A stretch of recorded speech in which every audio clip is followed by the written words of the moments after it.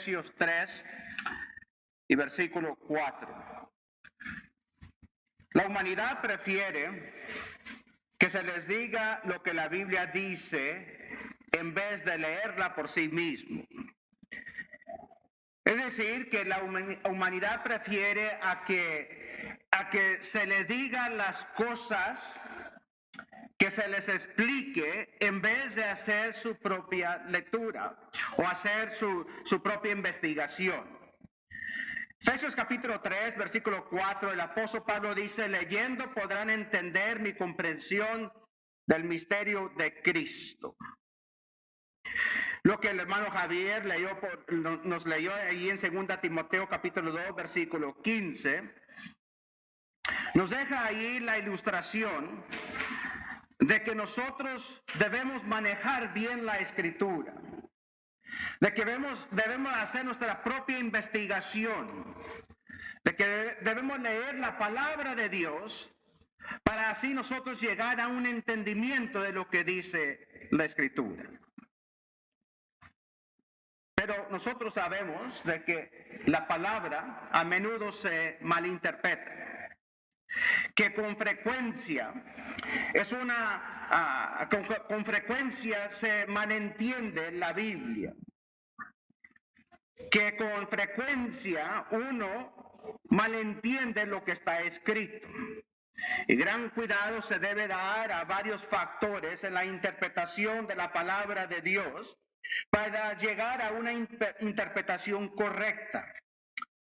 Y en esta ocasión, en esta lección, que deseo que estudiemos 3 textos bíblicos que con mucha frecuencia se han malinterpretado, especialmente entre los grupos evangélicos. Dice ahí en Jeremías capítulo 29 y el versículo 11: porque yo sé los planes que tengo para ustedes, declara el Señor. Planes de bienestar y no de calamidad, para darles un futuro y una esperanza. Noten lo que dice ahí: Dios tiene planes para prosperarte. Dicen los grupos religiosos de que Dios está dispuesto a prosperarnos. Si uno hace una búsqueda en el internet por medio de Google acerca de Jeremías 29, resulta nos da unos resultados de que Dios tiene planes para prosperarnos. Este texto es mal usado y mal aplicado por muchos evangélicos que predican el evangelio de la prosperidad y salud, con el fin de enseñar de que Dios quiere darnos prosperidad, de que Dios quiere prosperarnos, de que Dios no quiere dejarnos en la pobreza. Pero hay que considerar este texto dentro de su contexto. Vamos a empezar la lectura ahora en el versículo 12 de Jeremías 29. Dice ahí Jeremías 29, versículo 12: ustedes me invocarán y vendrán a rogarme y yo los escucharé. Me buscarán y me encontrarán cuando me busquen de todo corazón. Me dejaré hallar de ustedes, declara el Señor, y restauraré su bienestar y los reuniré de todas las naciones y de todos los lugares a donde los expulsé, declara el Señor. Y los traeré de nuevo al lugar desde donde los envié al destierro. Jeremías estaba hablando a los exilios y diciéndoles que edificaran sus casas donde estaban, porque iban a estar ahí desterrados por 70 años. Ahora, el punto es este: de que Israel había pecado, Israel se había rebelado contra Dios, y como castigo, Dios iba a enviar a otra nación a que se los llevara como esclavos.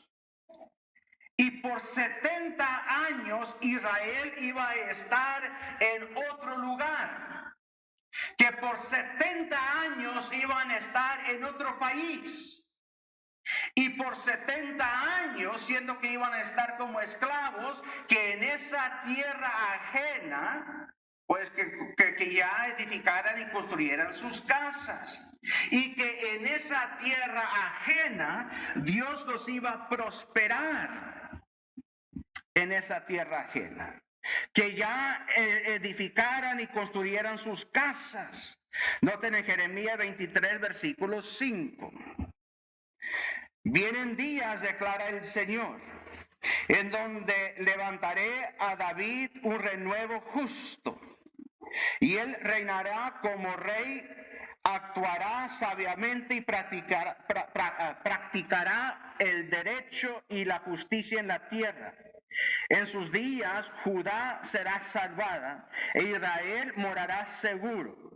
Y este es su nombre por el cual será llamado el Señor Justicia Nuestra.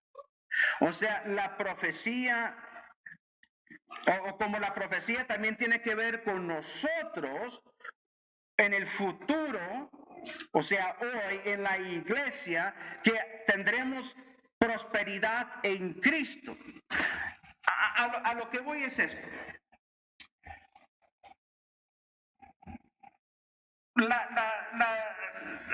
Los falsos maestros citan Jeremías 29 para decirnos de que tenemos o que Dios nos ha prometido dinero, prosperidad. Pero la verdad no es esa. La verdad es de que Dios nos ha prometido prosperidad como cristianos en lo espiritual. La verdad es mejor que la falsedad que nos enseñan los falsos maestros. Porque los falsos maestros nos enseñan de que Dios nos quiere dar dinero y esa no es la verdad. La verdad es de que Dios nos promete prosperidad en lo espiritual con la vida eterna. Y la verdad es mejor que la mentira. Leamos otra vez ahí en Jeremías 29. En Jeremías 29, versículo 11. Yo sé los planes que tengo para ustedes. Planes de bienestar y no de calamidad, para darles un futuro y una esperanza. Y ese futuro tiene que ver con la vida eterna. Y nos envió a Jesús.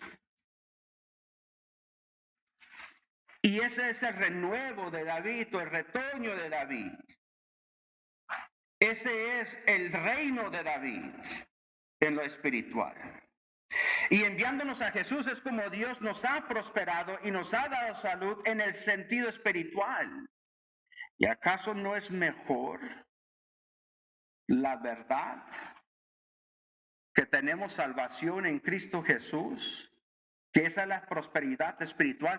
¿Acaso no es mejor esa verdad que la verdad de los evangélicos o la mentira de los evangélicos de una prosperidad física que no es cierta? La canción de los Rolling Stones del 1975 que dice Satisfaction se relaciona con la experiencia del predicador cuando dice: no puedo obtener ninguna satisfacción. En el capítulo 2 de Cantar los Cantares, el predicador trata de encontrar significado en los placeres de la vida, el dinero, la educación, el trabajo, solo para descubrir que lo dejan vacío y eventualmente todo desaparece.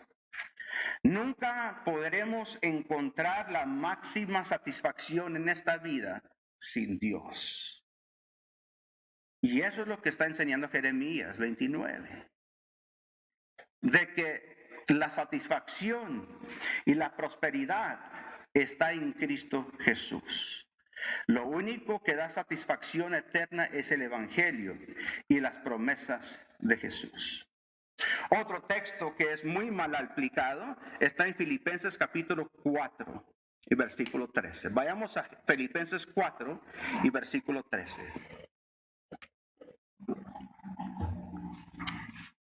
Dice Filipenses 4, versículo 13, todo lo puedo en Cristo que me fortalece. Todo lo puedo en Cristo que me fortalece. ¿Han escuchado usted ese texto, verdad? ¿Lo han leído? ¿Qué significa ese texto? Una vez estaba yo en un juego de baloncesto juvenil en la high school. Estaba yo de espectador. Estaba ahí con una familia. Y estaba el muchacho de la familia ahí listo para para tirar el balón y hacer, para tirar y hacer el punto para que ganaran el juego. Y era el campeonato. Y voltea a la mamá y me dice, mira pastor, me dice, mira, haz una oración para que podamos ganar este campeonato, porque ya sabes que la Escritura dice, todo lo puedo en Cristo que me fortalece. Hemos visto este texto en playeras, en los imanes que ponemos en las neveras, en anuncios, en autobuses. Si tengo fe, todo lo puedo en Cristo. Puedo pasar el examen, puedo obtener la maestría, puedo lograr este noviazgo, puedo hacer que mi novia me diga que sí cuando le pida la mano, porque todo lo puedo en Cristo que me fortalece. Es lo que significa el texto, ¿verdad? No. Vamos a leer otra vez. Filipenses 4, versículo 13. Dijo Pablo, todo lo puedo en Cristo que me fortalece. La verdad es que este no es un encantamiento mágico que permite a los cristianos correr más rápido, saltar más alto, lanzar más lejos, disparar más recto y ganar más. No. Notemos el contexto. Pablo dice que Dios ha prohibido que bajo cualquier circunstancia,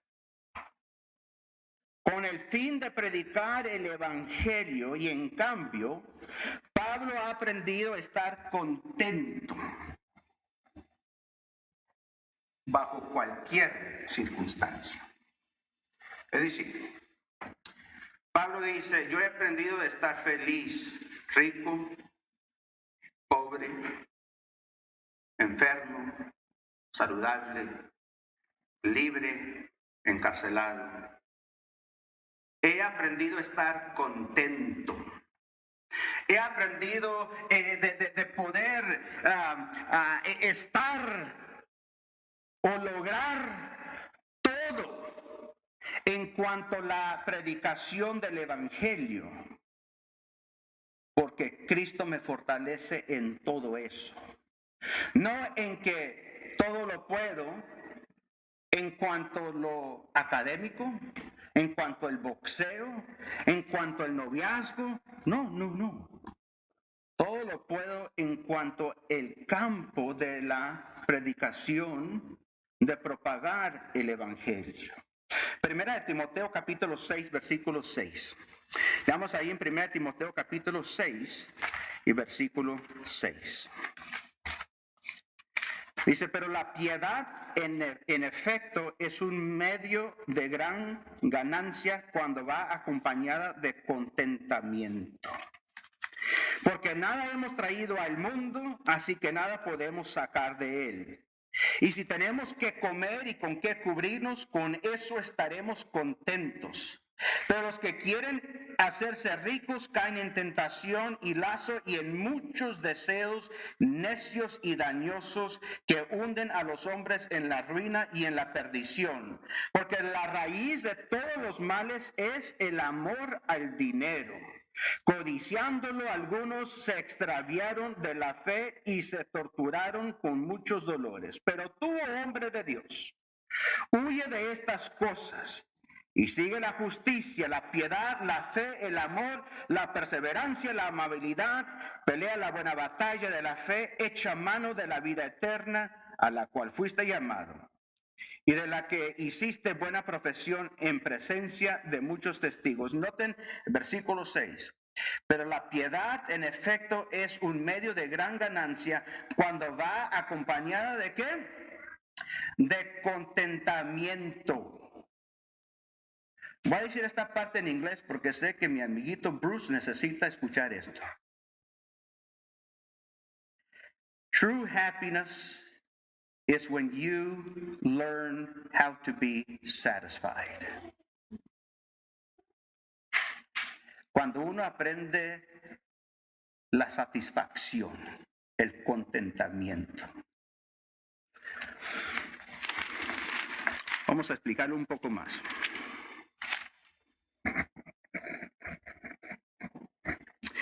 Vamos a regresar ahí Filipenses 4, en versículo 10.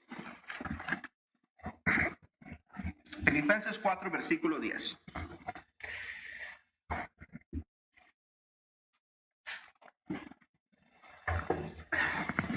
Me alegré grandemente en el Señor de que ya al fin han revivido el cuidado para conmigo. En verdad, antes se preocupaban, pero les faltaba la oportunidad. No que hable porque tenga escasez, pues he aprendido a contentarme cualquiera que sea mi situación. A contentarme aquí no significa a reírme, a como estar viendo una película de los polivoces y estar a carcajadas. No se está refiriendo a eso. Se está refiriendo a esto. He aprendido de que si lo único que tengo para comer 3 veces al día es una sopera de agua o de caldo de frijoles, estoy contento. Porque sé que vienen de la mano de Dios y estoy agradecido. Y sé de que podría ser de que no tenga nada que comer. Y estoy contento con lo que me ha dado. Sé de que si tengo una taza de café en la cárcel o fuera de la cárcel, estoy contento. He aprendido de que si tengo en un palacio real un plato de costillas y arroz, estoy contento porque Dios me lo ha dado. Sé o he aprendido de estar satisfecho en cualquier situación en cual yo me encuentre. Noten el versículo que sigue. El versículo 12. Sé vivir en pobreza, sé vivir en prosperidad. En todo y por todo he aprendido el secreto tanto de estar saciado como de tener hambre, de tener abundancia, como de sufrir necesidad. ¿Cuál es ese secreto?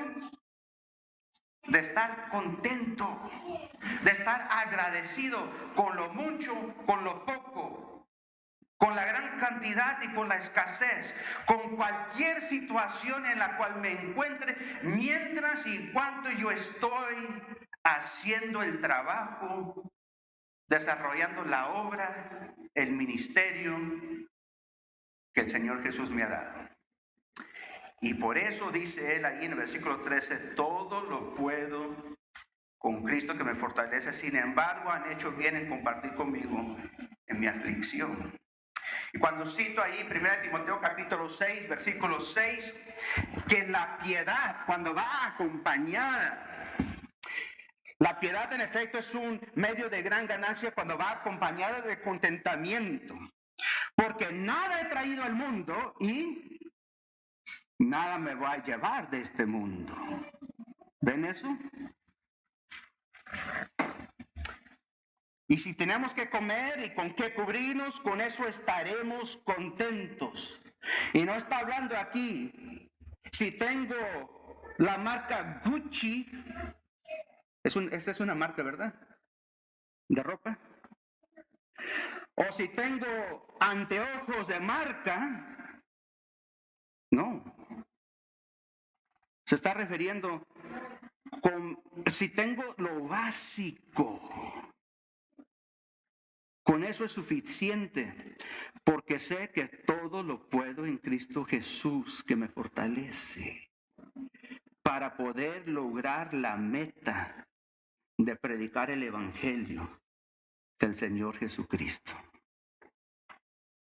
¿Recuerdan cuando el Señor Jesús empezó su ministerio? Juan el Bautista, ¿cómo estaba vestido? Con pieles, y comía miel silvestre. Y Cristo lo acusaban de ser un borracho. No era cierto. Pero uno debe aprender de estar satisfecho con lo que tiene. Otro texto. Bueno, déjenles leer un poema, un escrito. Cuando el teólogo John Wesley asistió a la Universidad de Oxford a la edad de 21 años, era un joven de mucho privilegio, venía de una familia muy rica, muy inteligente y de buena apariencia. Y una noche conoció a un portero sin cama, sin abrigo, sin zapatos, apenas con un par de centavos a su nombre. Y Wesley encontró al portero sorprendentemente de buen humor a pesar de su situación, a pesar de no tener nada. Y dijo sarcásticamente: ¿cómo es posible que aún así le estás dando gracias a Dios cuando no tienes nada que ponerte, nada para comer y ninguna cama en la que te puedas acostar? ¿Por qué más le agradeces? El portero sonrió y le respondió humildemente y le dijo: le agradezco que me haya dado mi vida y mi ser, un corazón para amarlo y un deseo de servirlo. El portero conmovió a Wesley esa noche, ayudándolo a darse cuenta del verdadero significado del contentamiento y que la provisión provenía del Señor y no de sus circunstancias. ¿Cierto que el significado verdadero de que todo lo puedo en Cristo Jesús es más importante? 1 Corintios 2, el tercer texto, mal aplicado, mal interpretado y mal enseñado. 1 Timoteo capítulo 2, 1 Corintios capítulo 2 y el versículo 9.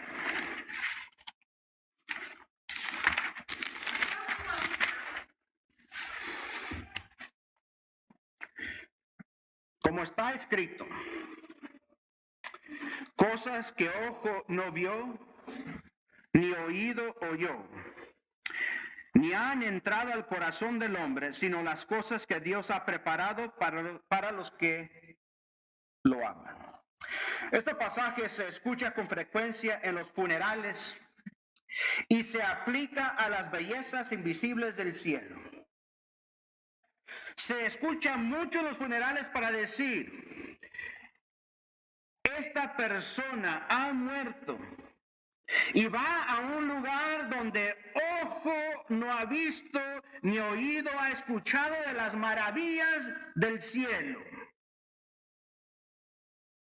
Sin embargo, esto no es lo que este texto está enseñando en lo absoluto. Regresemos al versículo 6. Sin embargo, hablamos sabiduría entre los que han alcanzado madurez, pero una sabiduría no de este siglo, ni de los gobernantes de este siglo que van desapareciendo, sino que hablamos sabiduría de Dios en misterio, la sabiduría oculta que desde antes de los siglos Dios predestinó para nuestra gloria, la sabiduría que ninguno de los gobernantes de este siglo ha entendido, porque si la hubieran entendido no habrían crucificado al Señor de gloria, sino como está escrito: cosas que oído no vio, que ojo no vio, ni oído oyó, ni han entrado al corazón del hombre, son las cosas que Dios ha preparado para los que le aman. Pero Dios nos la reveló por medio del Espíritu, porque el Espíritu todo lo escudriña, aún las profundidades de Dios, porque entre los hombres, ¿quién conoce los pensamientos del hombre, sino el Espíritu del hombre que está en él?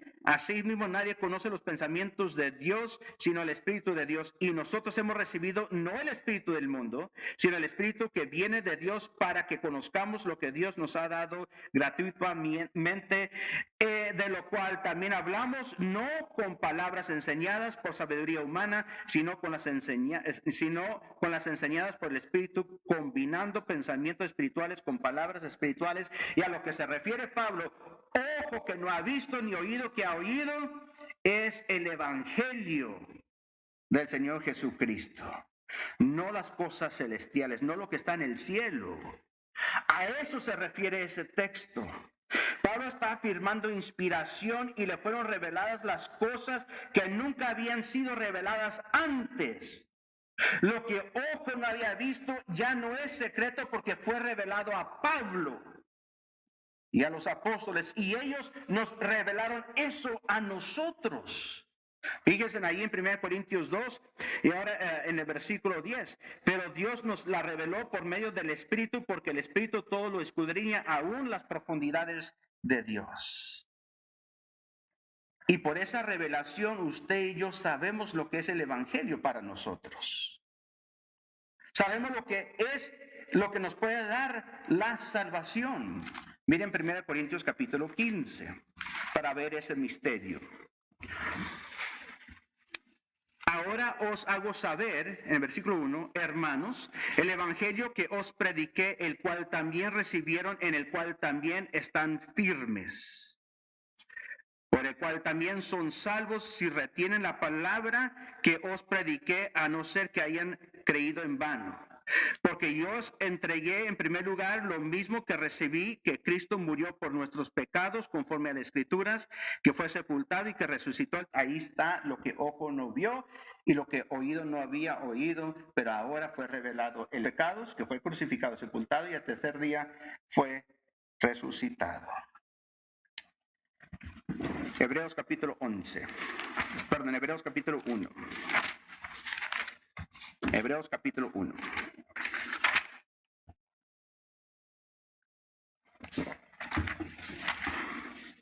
Antes, en los tiempos de antes, o sea, en el Antiguo Testamento, Dios, habiendo hablado hace mucho tiempo, en muchas ocasiones y de muchas maneras, a los padres y a los profetas. Lo que significa ese texto de que antes en el Antiguo Testamento Dios les habló a los padres en partes, en pedacitos, poco aquí, poco allá, en partes, en porciones. Versículo 2. En estos últimos días nos ha hablado por su Hijo, a quien constituyó heredero de todas las cosas, por medio de quien hizo también el universo. Es fácil leer un texto fuera de su contexto y hacerlo decir lo que queramos que diga. Esos son tres textos que con frecuencia son leídos y enseñados fuera de su contexto, con mala aplicación. Pero la verdad es mejor que la ficción. La verdad tiene mejores promesas para nosotros. Jeremías 29. La verdad es que Jesús iba a ser enviado para darnos a nosotros salvación. Filipenses, todo lo puedo en Cristo que me fortalece, que en cualquier circunstancia, si yo aprendo contentamiento, Jesús me ayuda para predicar el evangelio. Y luego, ojo que no ve, oído que no oye, tiene que ver con el evangelio que fue revelado para darnos la salvación. Y finalmente estamos en Juan 8 y el versículo 32. Juan 8, versículo 32. Dice el Señor Jesús: y conocerás la verdad, y la verdad, lo pueden decir conmigo, conocerás la verdad y la verdad os hará libre. No hay necesidad, como se les enseñó a nuestros antepasados en las iglesias católicas, no lean la Biblia, yo se las enseño. No lean la Biblia, nada más el cura les puede enseñar porque ustedes son una bola de ignorantes. No es cierto. Usted mismo puede leer su Biblia, porque la Biblia es la verdad y si conocen la verdad nos hará libre. Libre de nuestra ignorancia, libre de las garras del diablo, libre de la esclavitud al pecado. Imagínense, tenemos nosotros las llaves de la salvación. Le dijo el Señor Jesucristo a Pedro, ¿quién soy yo? Dijo Pedro, pues ahí anda la gente chismorreando diciendo, Mateo 16, que eres tú Elías, o Juan el Bautista, o uno de los profetas. Dice Jesús, entiendo lo que dice la gente, pero dime tú, ¿quién dices tú quién soy yo? Y Pedro dijo, yo creo, yo te digo, que tú eres el Cristo, el Hijo del Dios viviente. Y la respuesta que le dio Jesús fue, bien has dicho tú, Pedro, hijo de Barjonás, porque ni sangre ni carne te ha revelado eso, sino mi Padre que está en los cielos. Y sobre esa roca, ¿cuál fue la roca? La confesión que tú acabas de hacer, la confesión que tú acabas de hacer, que yo soy el viviente, sobre esa roca, esa verdad sólida, edificaré mi iglesia y las puertas del Hades no podrán prevalecer contra ella. Y a ti te voy a dar las llaves. Fíjense, las llaves de ese reino. Lo que tú ates en esta tierra será atado en el cielo, y lo que desates en la tierra será desatado en el cielo. Y días después que el Señor Jesucristo fue crucificado y resucitado y ascendió al cielo, en Hechos capítulo 2, cuando los apóstoles recibieron el poder del Espíritu Santo y empezaron a hablar en lenguas, y la gente ahí reunida, ustedes dijeron algunos, estos están borrachos. Tomó Pedro la delantera y dijo, estos no están borrachos como ustedes suponen, porque apenas es las 9 de la mañana. Pero esto es lo que se habló por medio del profeta.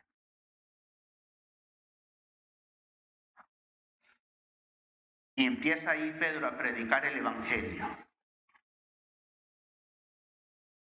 Pedro tomó las llaves que se le había dado, que es el evangelio, y abrió el reino. Y cuando llegó allí a este Jesús a quien ustedes mataron, Dios lo ha resucitado y lo ha sentado a su diestra. Dijeron ellos, varones hermanos, ¿qué haremos? Y Pedro les dijo, cada uno de ustedes arrepiéntanse y bautícense en el nombre de Jesucristo. ¿Saben ustedes por qué le dijo en el nombre de Jesucristo? Y no le dijo nada más en el nombre de Cristo. Porque en aquellos tiempos Jesús era un nombre común y corriente. Y ellos mataron en sus mentes no al Mesías. Ellos estaban convencidos que habían matado a Jesús, al hijo de un carpintero cualquier común y corriente. Tras su arrepentimiento tenían que confesar con sus bocas que habían matado a Jesús, quien era el Cristo, para recibir la remisión, el quitar, el perdón de sus pecados. Ya ve, hay un método. Y así recibirían el don del Espíritu Santo, que viene siendo el perdón de los pecados. La promesa era para ellos que estaban presentes, los judíos de todas partes del mundo, para sus hijos, o sea, para la segunda, tercera, cuarta, quinta, sexta generación, y para todos los que estaban lejos, los gentiles, usted y yo. Noten el método. Y en Hechos 10 llega Pedro en la casa de Cornelio, que era un gentil, son bautizados por el Espíritu Santo. Dice, ahora entiendo que que no se les puede negar la salvación a los gentiles, cumpliéndose lo que se dijo ahí en Hechos capítulo 2. Si usted hoy entiende su situación, que está fuera del reino, yo acabo de utilizar las llaves del Evangelio para abrir por medio del Evangelio que Cristo fue crucificado en la cruz, murió por sus pecados, fue sepultado y al tercer día fue resucitado, sentado a la diestra de su Padre. Si usted cree eso, ¿por qué no se bautiza para el perdón de sus pecados en este momento, mientras cantamos un himno de invitación?